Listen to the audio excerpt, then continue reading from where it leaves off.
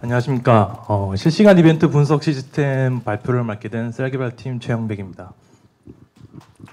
네, 시작하기 전에 앞 뒤에 하실 분들 화면을 잠깐 봤는데요. 너무 잘 만드셨더라고요. 그래서 첫 번째 하기를 정말 잘했다라는 생각이 듭니다. 발표하다가 약간 오버버 되더라도 귀엽게 봐주시기 감사합니다. 자, 그럼 발표 시작하도록 하겠습니다. 크게 네 가지 챕터로 준비를 했습니다.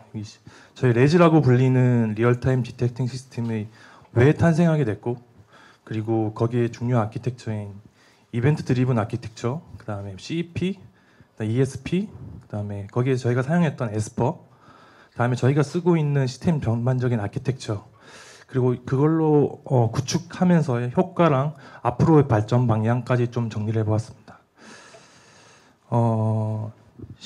저 여기 레즈의 그 실시간 이벤트 감지 시스템을 만들게 된 가장 큰 이유는 모든 시스템이 그렇겠지만 트래픽, 과도한 트래픽이 왔을 때 그 처리하는 것에 대해서 굉장히 고민을 많이 했었습니다. 근데 저희 실버가 같은 경우는 트래픽이 전반적으로 모든 게 뛰어나는 것보다 특정 이벤트 상품 아니면 뭐 프로모션 같은 경우를 했을 때 상품 상세 페이지나 아니면 기획전 페이지 그 특정 페이지에서 굉장히 많은 트래픽을 유발하게 됩니다. 그래서 기존에 저희 시스템에서 했던 거는 크게 자동으로 했던 것과 수동으로 그 HTML 제너레이팅 시스템이 하는 것도 있었습니다. 간단하게 HTML 제너레이팅 시스템을 말씀을 드리면 동적인 페이지를 변경시켜주고 그다음에 실시간으로 재고나 가격 같은 것을 10초마다 업데이트를 쳐주면서 정적인 페이지임에도 불구하고 동적인 페이지인 것처럼 보여주는 시스템이 있었습니다. 자, 그러면 수동으로 먼저 저희가 했던 기존에 탄생하기 전에 수동으로 했던 걸 말씀을 드리면 이벤트 상품 예를 들면 마케팅 팀 같은 데서 이벤트 상품을 만들고 저희 개발팀에게 이 상품을 HTML 정적인 페이지로 만들어 주세요 라고 하고 그럼 개발팀에서 그걸 처리합니다.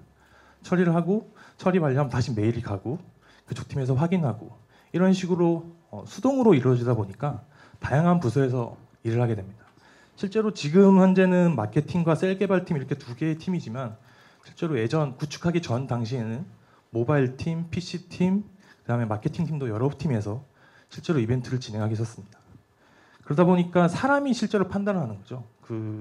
이 이벤트를 정적인 페이지로 만들어야 되냐 안 만들어야 되냐 하는 거에 대한 되게 많은 리소스와 들어가게 되었습니다. 그래서 만들어진 게 이제 자동으로 하는 것들인데요. 1분 주기 배치를 통해서 실제로 상품 상세에서 1분 동안 트래픽이 얼마나 많이 들어오고 트래픽이 700건 이상이 들어오면 그걸 정적인 페이지로 만들어줍니다.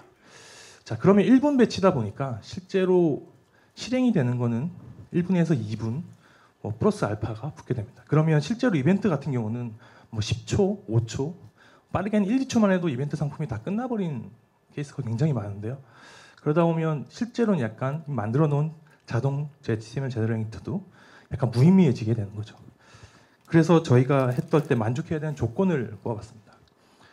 들어왔을 때 건당 실시간으로 처리를 하는데 밀리세컨드로 감지 분석이 이루어져야 되고 N초당 특정 페이지, 상품 상세, 혹은 기획전, 이 특정 횟수, 지금 같은 경우는 PC는 70회, 모바일은 100회에 해당 페이지를 초과해서 트래픽이 접속을 하면 제너레이터를 지시하게 됩니다.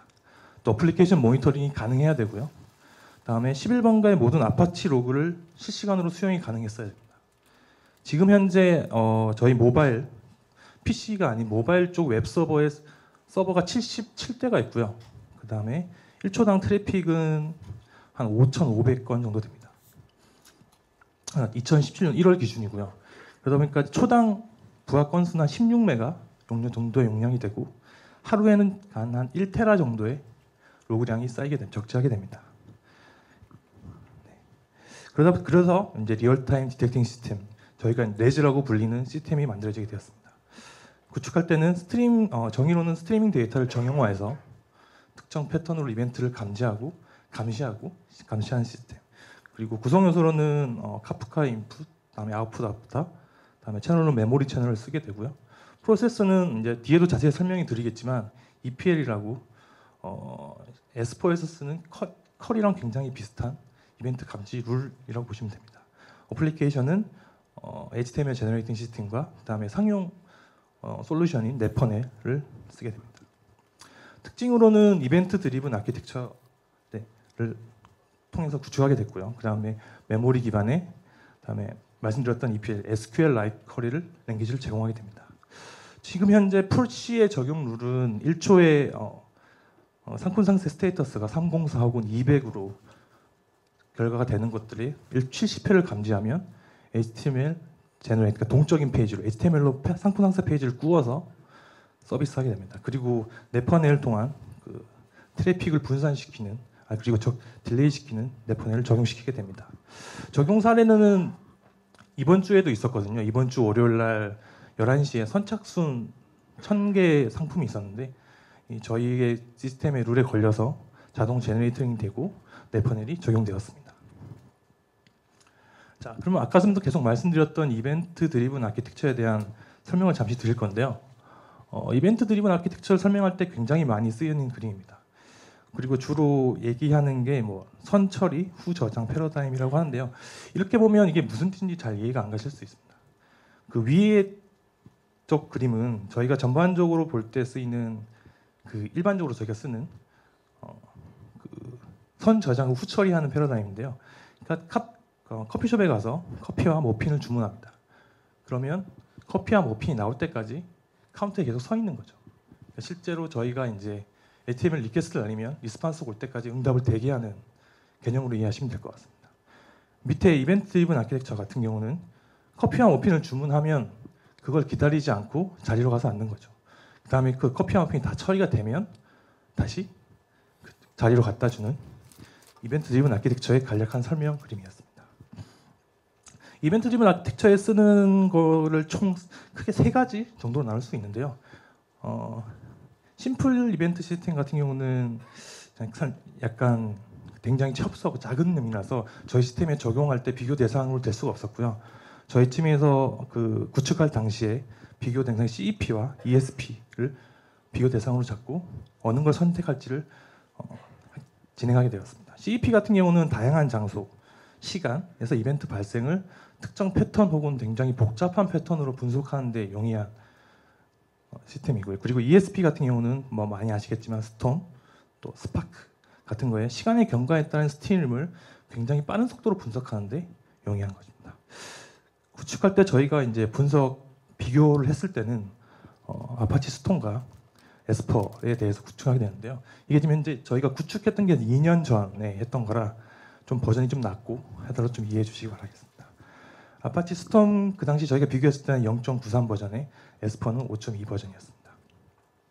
그리고 라이센스, 뭐 도큐멘트 이거 정보용으로 해서 넣어드렸고요.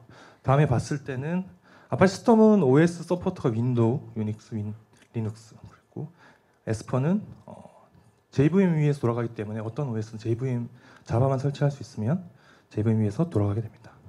스톰 같은 경우는 어드민 UI를 제공하고 에스퍼는 따로 제공하지 않습니다. 그리고 분산 처리로 봤을 때도 아파치 스톰 같은 경우는 스케일 아웃에 굉장히 유리합니다. 되게 분산 처리 가능하게 만들어졌고 에스퍼 같은 경우는 단일 VM에서 돌아가기 때문에 분산 처리 스케일 아웃보다는 스케일 업에 굉장히 유리하게 되어 있습니다. 그렇다고 해서 스케일 아웃을 전혀 못하는 건 아니고요.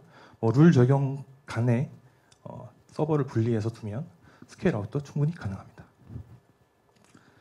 네, 그래서 저희는 CEP 방식의 에스퍼를 선정하게 되었는데요. 일단 가장 큰 이유는 첫 번째 이유는 스케일 아웃 방식을 채택할 만큼의 부하가 아니었습니다. 그리고 이 선택하게 된 가장 큰 이유는 복잡한 패칭 패턴에 적합합니다. 그 복잡한 패칭이라고 하면 뭐 여러 가지 예시를 들 수 있는데요. 여기서 만약에 교회에 종이 울리고 이해보다는 다른 거죠. 7명이 술을 먹고 있는데 갑자기 술을 먹게 됩니다. 첫 번째 이벤트가 있고요. 다음에 7명이 게임을 합니다. 게임을 하면 그 중에 6명이 노래를 부르기 시작하죠. 술이 들어간다. 쭉쭉쭉. 그럼 나머지 1명은 뭘 하게 될까요? 네, 술을 먹게 되는 거죠. 이게 이런 패턴으로 의해서 사람들이 충분히 인지할 수 있는 이런 복잡한 패턴을 여기에 적용시킬 수 있었습니다. 그다음에 그 EPL 이런 룰을 굉장히 SQL-like한 랭귀지로 적용하게 됩니다. 그리고 ESP 같은 경우는 전반적인 프레임워크를 제공하는 데 반해서 CP의 에스퍼는 자료 형태로 제공을 하기 때문에 뭐 기존에 저희가 가지고 있던 레거시 시스템이나 아니면 새로운 시스템 구축하는데도 개발자의 자유도가 굉장히 높다고 보시면 됩니다. 제가 아까 전에 할 만큼의 그 스케일 아웃을 할 만큼의 트래픽이 아니라고 했었는데요.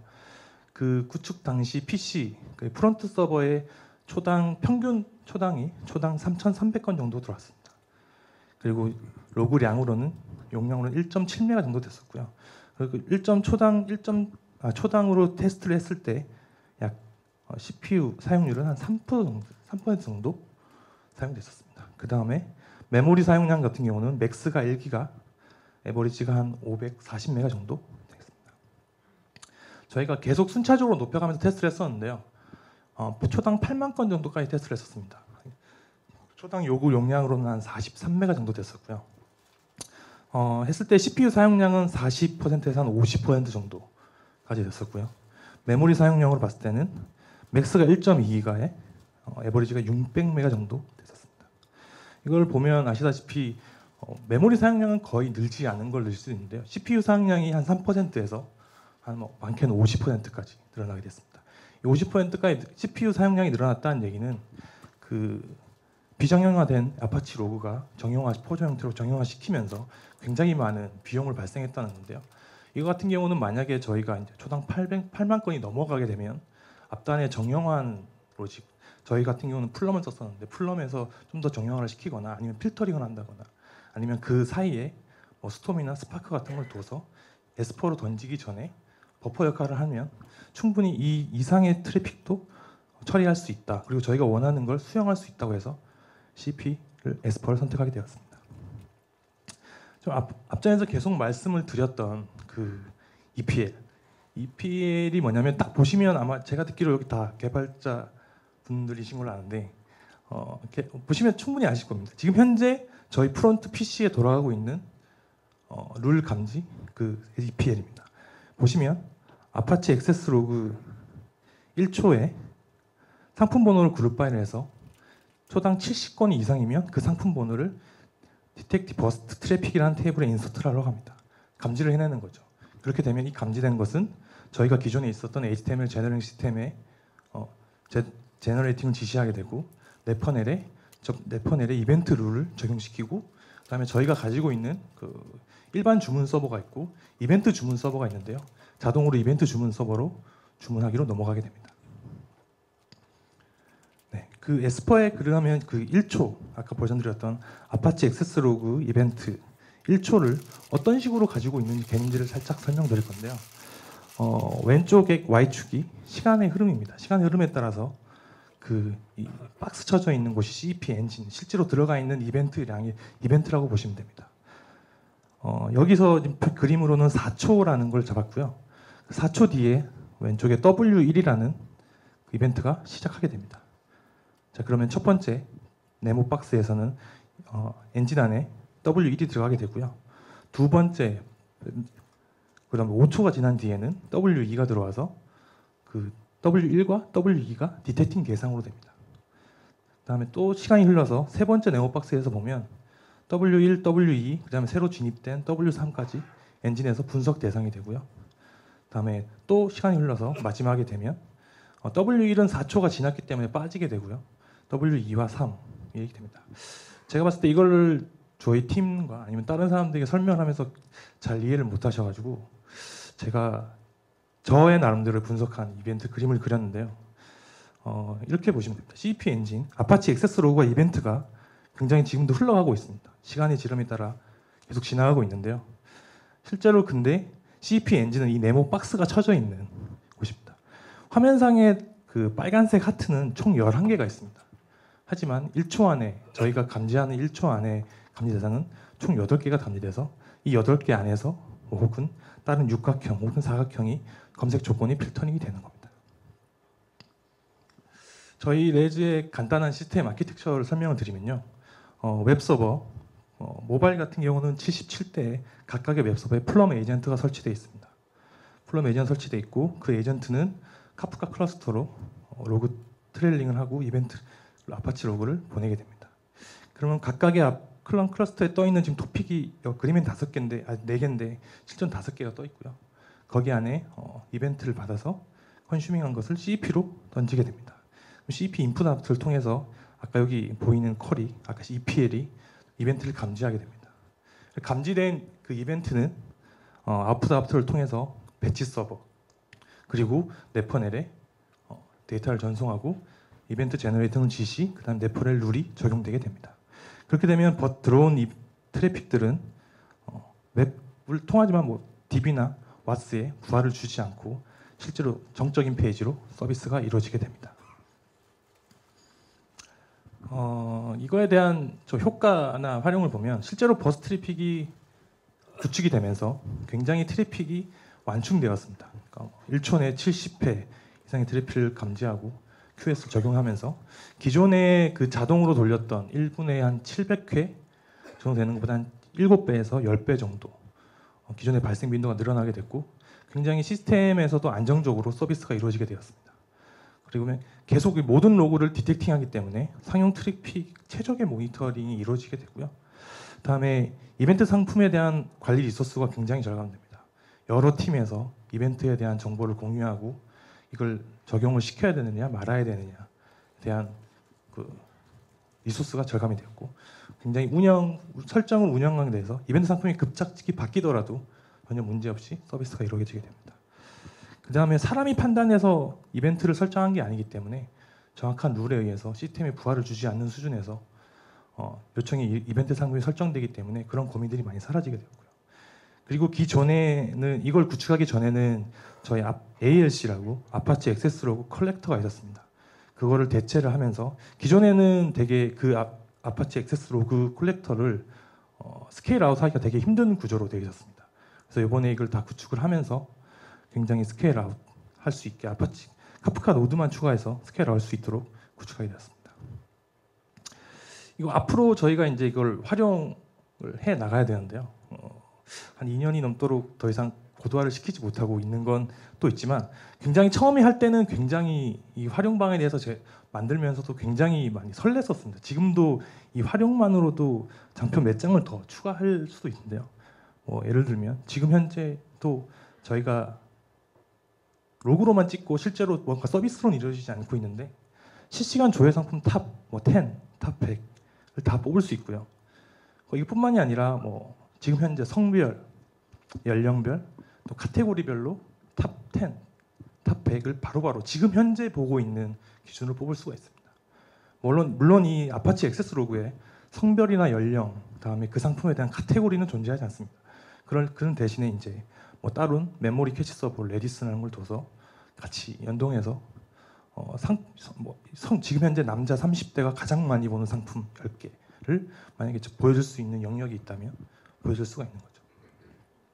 또 아까 전에 말씀드렸다시피 그런 굉장한 복잡한 패턴을 적용해서 이 상품이 구매했던 사람이 다음으로 어디를 넘어가는지에 대한 굉장히 많이 분석이 가능하다면 이 상품을 보고 다음으로 넘어갔던 상품들도 바로바로 실시간으로 볼 수가 있는 거죠. 그리고 모든 현재 그 로그를 모니터링하다 보니까 로그 모니터링도 실제로 그 담당자에게 알려주는 것도 굉장히 편하게 됐습니다. 아까 전에 보셨던 CP의 아웃풋 아프터만 두면 메일이든 문자든 어떤 걸 아웃풋 아프터라는 확장을 통해서 굉장히 모니터링을 쉽게 할 수가 있습니다.